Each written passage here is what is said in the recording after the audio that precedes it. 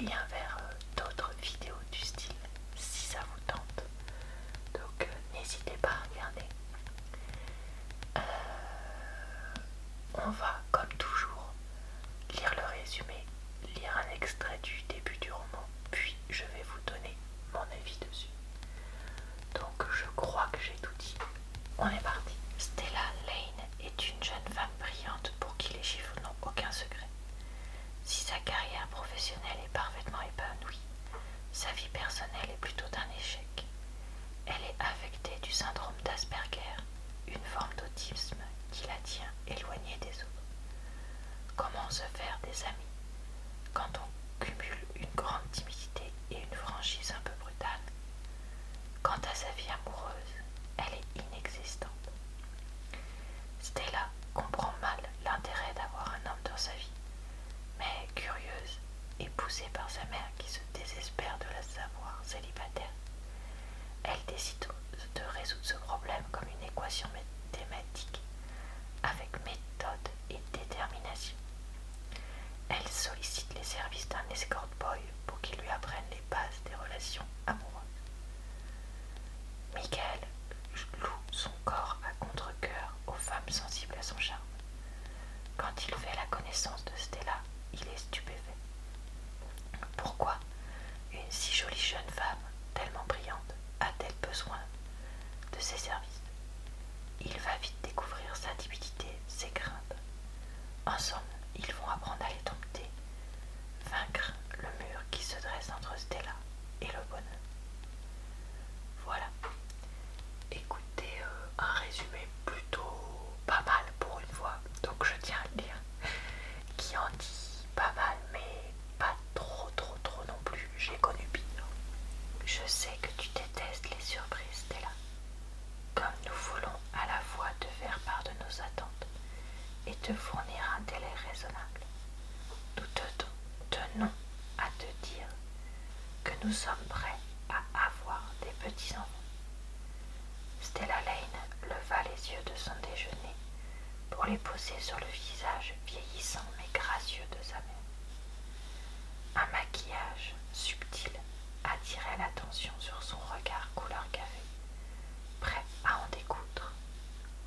Voilà qui n'augurait rien de bon pour Stella. Quand sa mère avait quelque chose en tête, elle ressemblait à un ratel enragé, pugnace et tenace, mais sans les grondements ni la fourrure. Je vais garder ça à l'esprit, répondit Stella. Le choc céda rapidement la place à un déferlement de pensées paniquées. Petits enfants signifiait bébé et couches, des montagnes de couches, des couches qui explosent et des nourrissons hurlants, vomissant des braillements de banshee à vous égorger l'âme, et même les bouchons d'oreilles les plus performants ne pouvaient les oblitérer. Comment des êtres aussi petits pouvaient-ils pleurer aussi fort et aussi longtemps? En outre, qui disait bébé disait Marie. Marie signifiait petit ami signifiait draguer, draguer signifiait coucher avec des hommes. Elle frissonna. Stella, ma chérie, tu as 30 ans. Te voir encore célibataire nous inquiète. As-tu essayé Tinder? Elle saisit son verre d'eau et en avala une gorgée, aspirant accidentellement un glaçon dans le processus. Elle s'éclaircit la voix avant de répondre. Non, je n'ai pas essayé. La seule idée de Tinder était un rendez-vous qui en découlait forcément, lui donnait des suées. Tout lui répugnait dans la drague, le fait de devoir s'écarter de sa routine confortable, la conversation forcément inepte et déroutante, sans parler, encore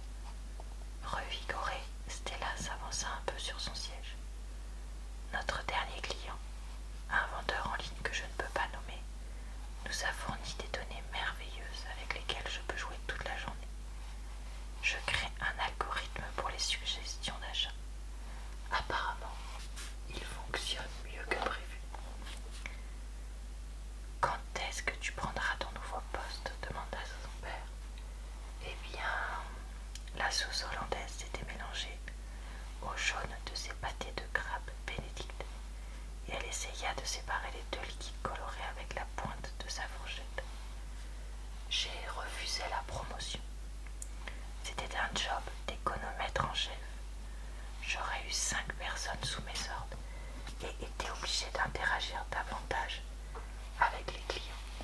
Je veux juste manipuler les données. Sa mère balaya cette remarque d'un geste désinvolte. Tu te reposes sur tes lauriers, Stella. Si tu cesses de te stimuler, tu n'amélioreras plus ta sociabilité. Dis-moi, as-tu des collègues avec lesquels tu aurais envie de sortir? Son père posa son journal et croisa les mains sur son ventre proéminent. Comme ce garçon, Philip James, quand on l'a rencontré à la dernière soirée de ton entreprise, je l'ai trouvé tout à fait sympathique. Les mains de sa mère volèrent jusqu'à sa bouche comme des pigeons font danser sur des miettes. Oh, pourquoi n'ai-je pas pensé à lui? Il était très poli et agréable à regarder. Il n'est pas mal, je suppose. Stella fit courir les doigts sur la condensation qui avait recouvert son verre d'eau. Pour être honnête, elle avait déjà pensé à Philippe. Il était arrogant et agressif et s'exprimait toujours avec une franchise brutale. C'était une qualité qui lui plaisait. Je pense qu'il a plusieurs troubles de la personnalité. Voilà pour la lecture. Alors, on va pas y aller par quatre chemins. Ce livre est très moyen. En fait, c'est une histoire d'amour assez, comment dire,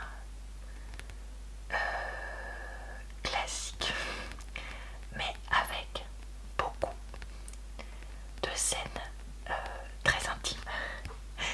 Alors, je vous en avais déjà parlé dans d'autres livres que j'ai lus récemment. Je me suis posé la question au moment où je tourne cette vidéo, je n'ai pas vu vos réponses sur pourquoi il y a autant de scènes de sexe dans certains livres de romance actuels. Je n'ai pas de réponse à vous fournir, mais ce livre-là en fait partie. Voilà, je ne vais pas le cacher ou prétendre le contraire. Donc, ça passe ou ça casse pour vous. Honnêtement, pour moi, c'était rigolo au début parce que voilà, comme j'ai déjà dit sur ma chaîne, ça ne me gêne pas particulièrement. Je ne suis pas gênée ou au contraire attirée par ce genre de scène dans des livres. Mais voilà, un peu ça va. Il y a eu un moment où c'était trop quoi. Et en fait, c'est un livre où l'amour vient petit à petit. Donc ça, c'est quelque chose que j'aime bien et qui faisait que au début je tournais quand même assez vite les pages, j'avais assez envie de le lire parce que très honnêtement j'aime beaucoup le personnage de Stella. Je la trouve très originale parce que c'est elle qui a l'argent, c'est elle qui a du mal avec les autres, elle a donc le syndrome d'Asperger et donc c'est une héroïne assez originale, pas du tout dans les schémas classiques. Mais en fait, il y a eu un moment où ça a commencé un peu à me saouler parce que ça devenait un peu trop gnangnan. Et il y a, alors attention, je révèle quelque chose du livre qui est assez avancé dans l'histoire.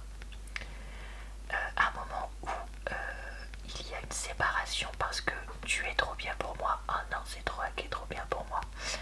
Et en fait, moi les séparations comme ça, je ne trouve pas ça réaliste. Il y a un moment dans la vraie vie, on est tous un peu plus égoïstes que ça. Et on quitte pas les gens parce qu'ils sont trop bien pour nous.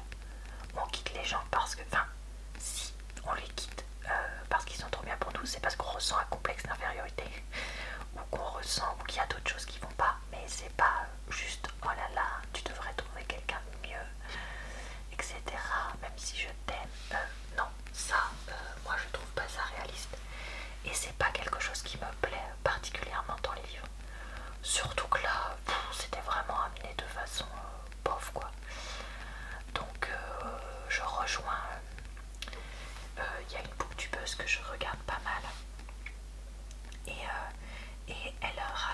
une vidéo où elle disait les choses qu'elle n'aimait pas dans les livres, et ça en faisait partie.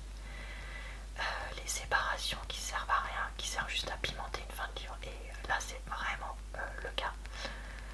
Pareil, les secrets de Michael qui font pourquoi il est escorte, etc. C'est gros comme une maison dès le début. Voilà, j'avais deviné direct. C'est des raisons qui peuvent être considérées comme valables, contrairement à d'autres bouquins que j'ai lus récemment où c'était des trucs mais nuls, les secrets. Là, c'était pas nul. Mais quand même, quoi, c'était assez caricatural. Voilà. Après, ce que j'ai aimé, je vous dis, voilà, c'est le côté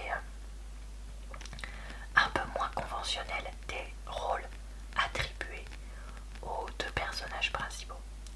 Par contre, la romance en elle-même est du vu et revu et re-revu. Et à partir du moment où justement il y a vraiment le côté amoureux romantique qui a commencé à arriver, le livre m'a très honnêtement moins plu. Et en plus, c'était là qu'il y avait beaucoup de scènes olé olé à gogo. Et bon, voilà. Par contre, je tiens quand même à dire quelque chose qui m'a quand même semblé intéressant de souligner. C'était que clairement l'autrice, l'auteur connaît son sujet sur qu'est-ce que c'est d'être une femme avec Asperger. Donc ça m'a plu. Mais l'autre chose que je voulais mentionner en fait à la base, c'était que les scènes intimes, tu sens que c'est une femme moderne, post-MeToo, qui les a écrites. Parce que sans être très... comment dire, il y a un des livres que j'avais lu récemment, que je vous avais présenté, c'était vraiment plus, comment dire, un peu du PORNO pour femme quoi. Là, on n'est pas du tout dans ça, et on est vraiment dans le plaisir, comment dire, je vais pas dire féministe, mais c'est un peu vers cette tendance-là qu'on va, dans le sens où le plaisir de la femme est vraiment au centre de la chose, etc. Et même que ça faisait partie au bout d'un moment des choses qui devenaient caricaturales. Parce que c'était trop écrit par une femme pour les femmes, si vous voyez ce que je veux dire. Enfin, je sais pas si vous comprenez l'idée, mais voilà, si vous avez lu le livre, je pense que vous comprenez ce que je veux dire, ou peut-être que vous avez lu d'autres livres. Peut-être avez-vous lu d'autres livres du même type, je sais pas, mais voilà. Donc, honnêtement, à qui plaira ce livre? Aux personnes qui aiment les histoires d'amour, aux personnes qui aiment les scènes olé olé, mais c'est tout. Si vous êtes